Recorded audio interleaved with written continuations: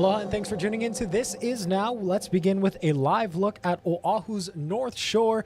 New at noon today, a brown water advisory is in effect for most north-facing shores across the state, along with Oahu's west-facing shores. This is because that high surf that is rolling in may have caused some storm water runoff to make its way into the coastal areas. Now, of course, a good rule of thumb is if it's brown, stay out. And also today, city leaders discussed the importance of Oahu's water infrastructure. Mayor Rick Blangiardi and Board of Water Supply Chief Engineer Ernest Lau held their annual Imagine a Day Without Water proclamation ceremony. The city's water system is top of mind more than ever now, given the Red Hill fuel crisis, which led to contaminated drinking water. Defueling operations started this week, and in 3 days, the military says nearly 10 million gallons of fuel have been drained. But given the crisis, Lau says the board is exploring rate increases for customers. When we do our presentations, we do mention Red Hill and the costs to address that. And we are doing right now installing monitor wells, installing exploratory wells, because we still have 3 wells shut down. And we're looking to replace those sources just in case it becomes evident that we're unable to turn on the 3 wells that we currently have shut down. We're dealing with these events that none of us could have ever imagined. The fact is, this is the very first week now the defueling's actually begun. And so I actually want to give a shout out to the military and all of their work in preparation of the defueling of those tanks, which is not a small endeavor.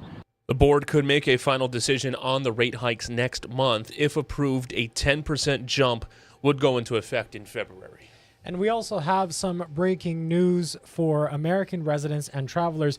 U.S. residents are being warned about the potential for terrorist attacks as the Israel-Hamas war rages on.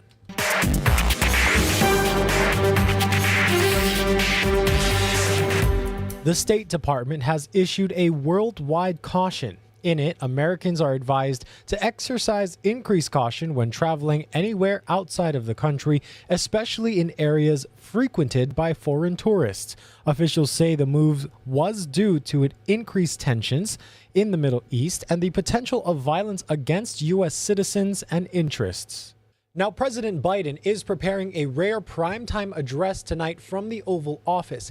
In it, he will explain the U.S.'s response to the conflict between Israel and Gaza. As Tina Kraus reports, there are signs that this war could even intensify from here.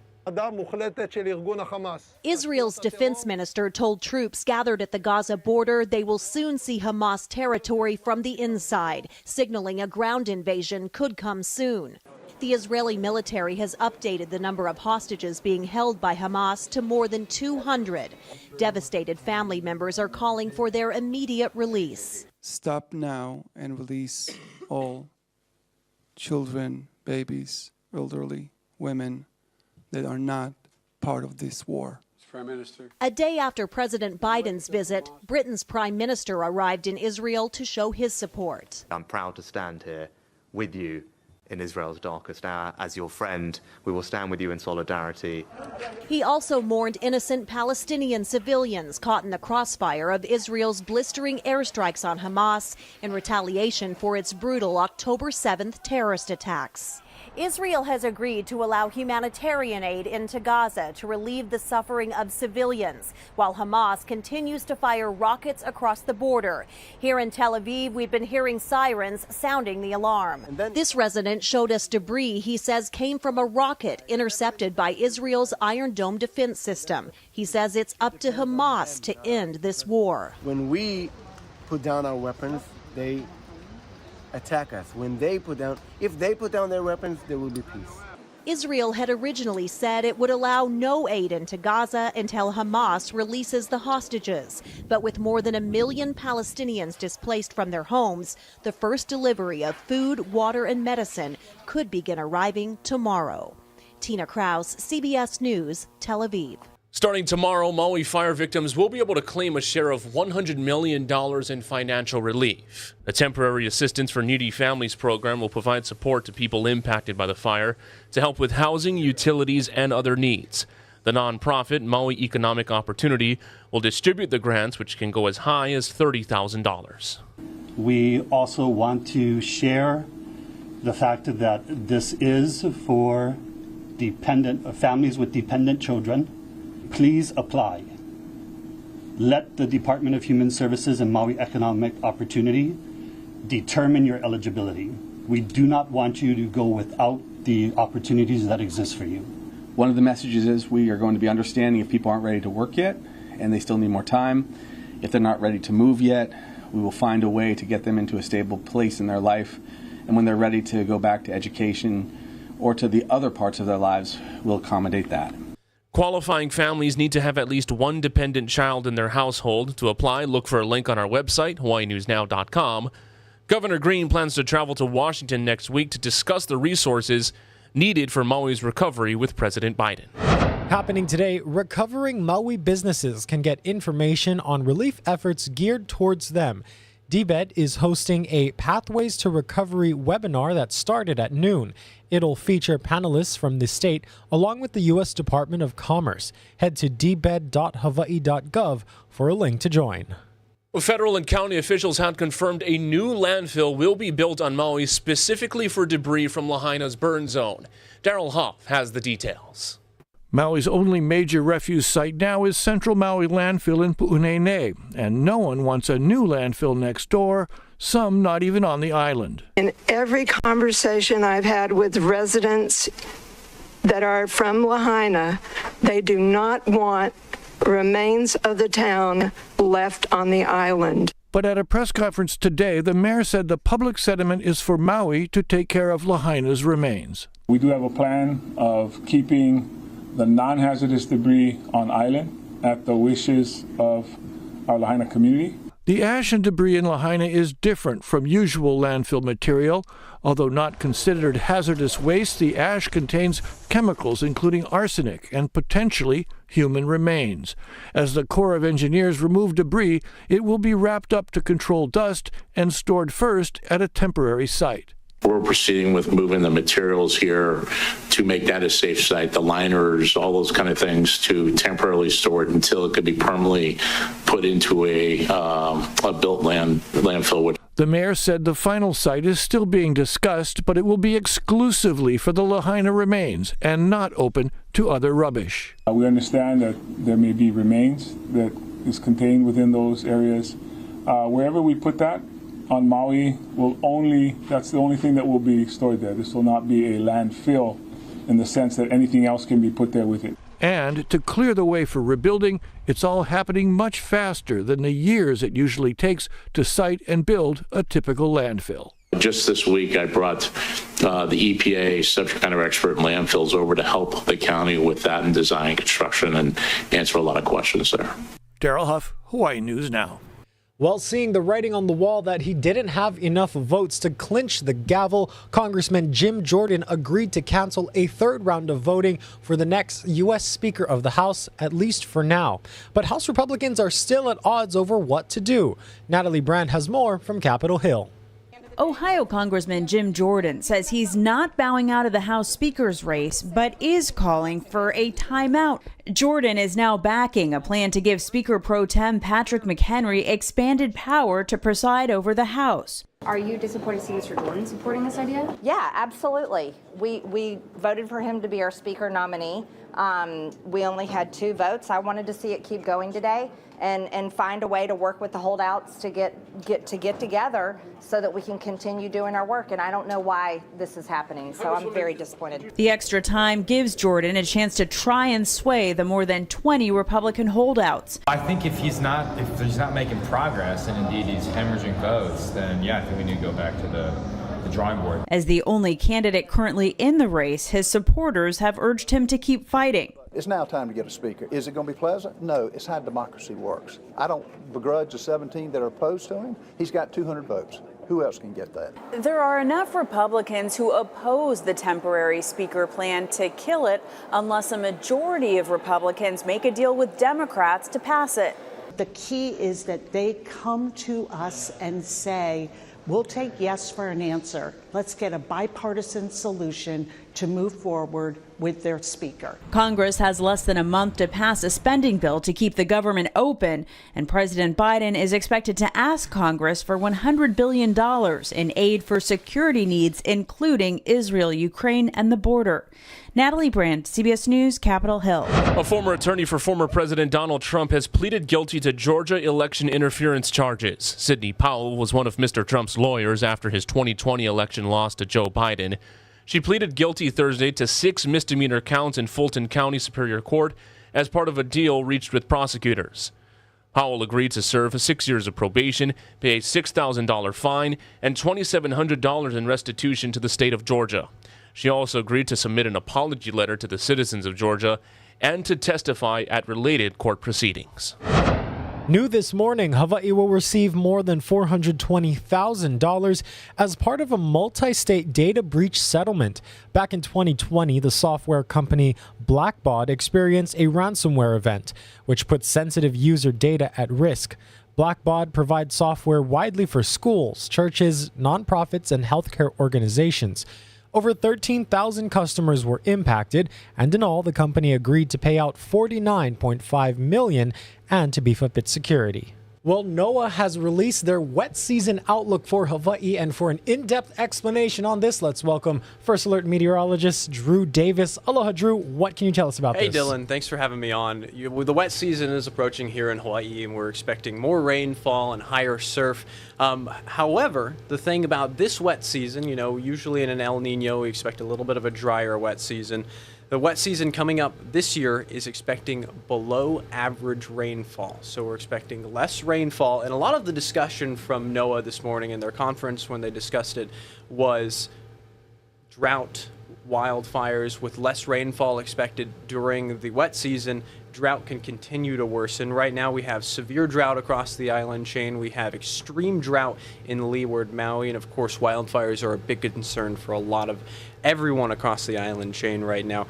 We could see up to, here I'm going to find the data. It says the forecast is expecting 40% of the island chain to potentially be in level 2 through level 4 drought coming up from this after this wet season. So with less rainfall, obviously we still could see heavy rainfall events with cold fronts approaching the island chain. We could still see drought continue to worsen, and especially over leeward areas. Mm-hmm. Now, in terms of the drought, I know rain obviously helps, but the rain can have an adverse effect, because I know we've done stories in the past where the wet season is really wet, all the vegetation thrives and grows, and then it dries out the next summer, and that poses an even bigger threat. So how does this drier season, expand a little bit more on what they're talking about the drought in the long-term effects? How much of an impact will this have on farmers on Hawaii Island and statewide, really? Yeah, absolutely. A lot of their discussion was also on agriculture, the water supply, and brush fires, out-of-season brush fires even in the wet season. When we're seeing a lot of rainfall, we wouldn't be expecting wildfires to be a issue. One of the things that can also happen when we have drier air, drier ground that's more prone to flash flooding. The dry ground can't absorb water as easily as wet ground can.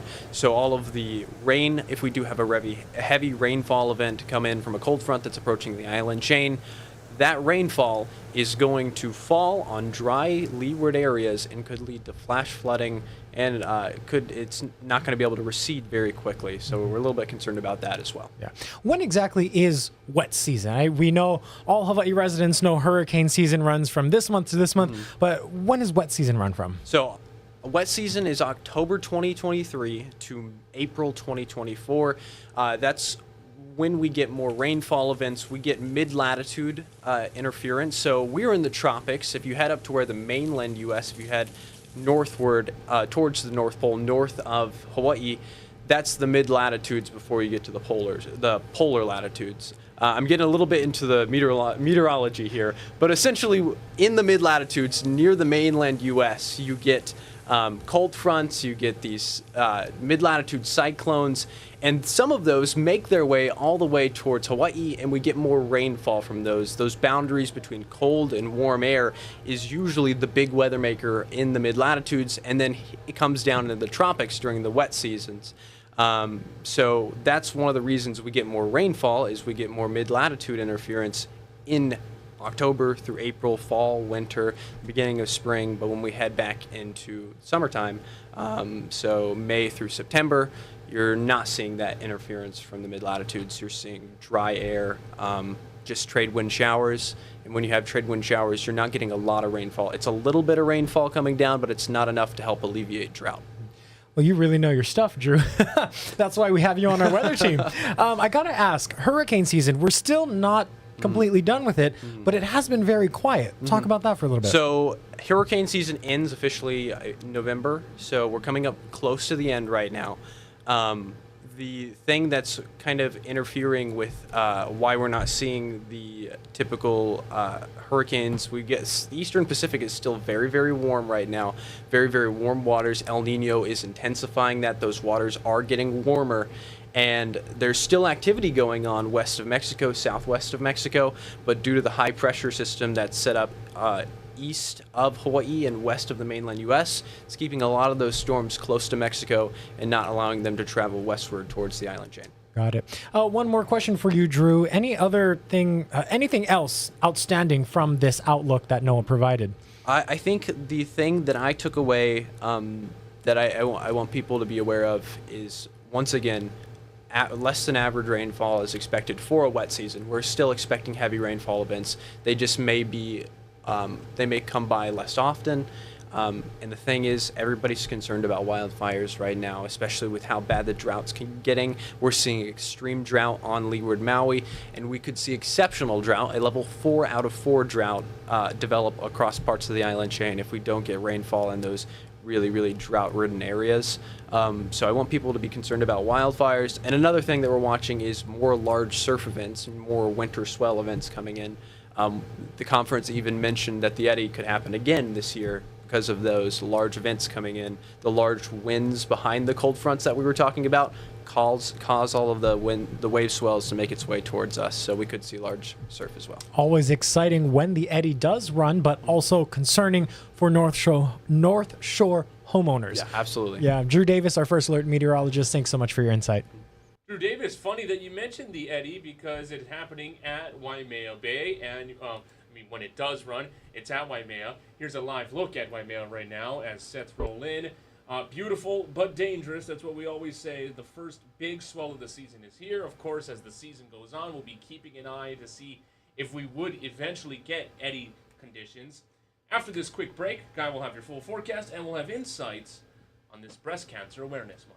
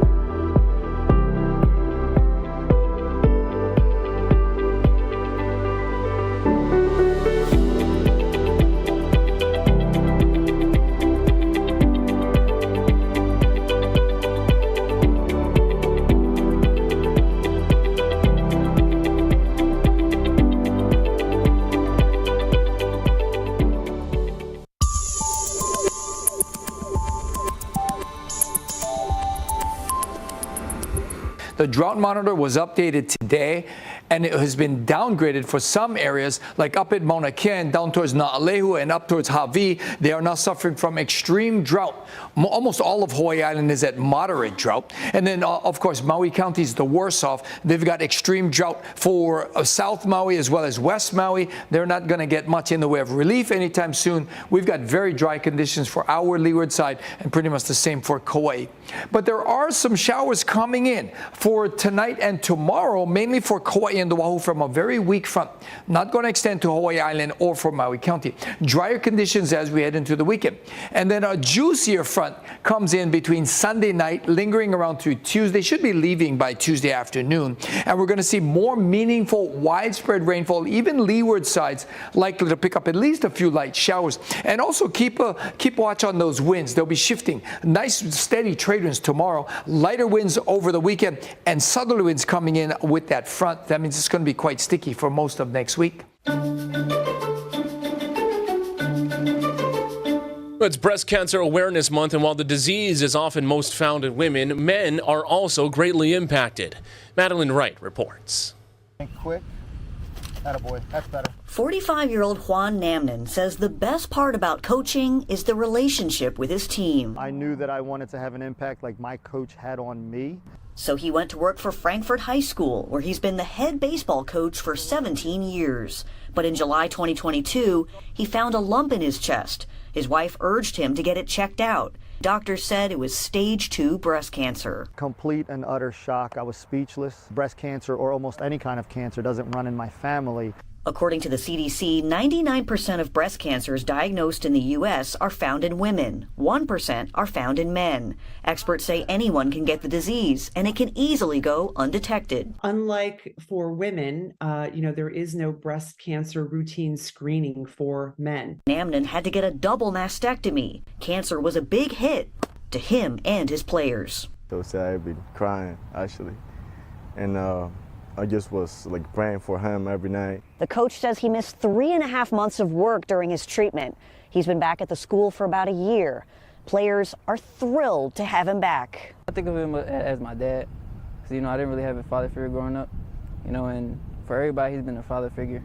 The coach, now an ambassador for the American Cancer Society, urges men to be in tune with their bodies. When you find a lump, it doesn't hurt anything to check, to feel, to self-test. A process that only takes a couple minutes and could save your life, so you can go back to the people you love. Madeline Wright, CBS News, Philadelphia. Well, if you are a T-Mobile customer, you might want to take a closer look at your next phone bill. The major wireless carrier is running a test in which it automatically switches some customers to more expensive rate plans. The change affects customers on older unlimited plans such as T-Mobile One, Simple Choice, and Magenta 55 Plus. All of those customers will be migrated to T-Mobile's 5G network plan, which starts at $75 per month per phone line. T-Mobile users will have the option to keep their current plan or opt out of the new one by calling customer service. T-Mobile became America's second largest cell phone service provider after taking over Sprint, pledging not to raise prices for 3 years at the time. Rivals AT&T and Verizon raised rates on their older plans last year. Also going up, prices for Netflix. The streaming service says its premium ad-free plan will increase by $3 per month to about $23 starting today. The basic plan will rise to $12. The company reported a 9% year overall increase in average paid memberships, adding nearly 9 million subscribers last quarter. Well, time to serve up some good news now. A father has helped his 2 young daughters achieve a lifelong dream of starting their own ice cream shop. Grant Stevens has the story. This isn't a story about an ice cream and candy shop. That was Cookie Monster. It's about a dream. You want this one too? Mm-hmm. Okay. One so sweet, when 10-year-old Ariana woke up, she could still taste it. Her dad, Devin Chapman, could see it. Just motivation and hope, knowing that we can, I could see that I could see their dream. Ariana and her 5-year-old sister Malaya have always been little entrepreneurs. Ariana used to draw pictures and try to sell them, and is always trying to make a buck, helping clean at her dad's auto detailing shop next door. For years, they've both dreamed of an ice cream shop of their own. Dad made it a reality. Her birthday came around, so I tried to surprise her with this as a gift. It wasn't really about the money for me. It was more about making them happy. Sweets make Malaya happy. It makes me feel good and better. This store is her chance to share that. To make people happy. For Ariana, it's a taste of real small business work, what she'd been craving. The total was $26.01. Opening day was this weekend. She's already thinking long term. What's your dream? To make it a really busy place. Sometimes dreams do come true. It feels good. Well, a super sweet story there. Yep, I love it. I think I'm now suddenly craving dessert. Let's go ahead and end today with another live look out at Oahu's North Shore. Beautiful conditions, but remember, the brown water advisory is in effect, so if you're heading to the beach, keep an eye out there. We thank you all so much for watching and hope you have a wonderful rest of your afternoon. See you at 4.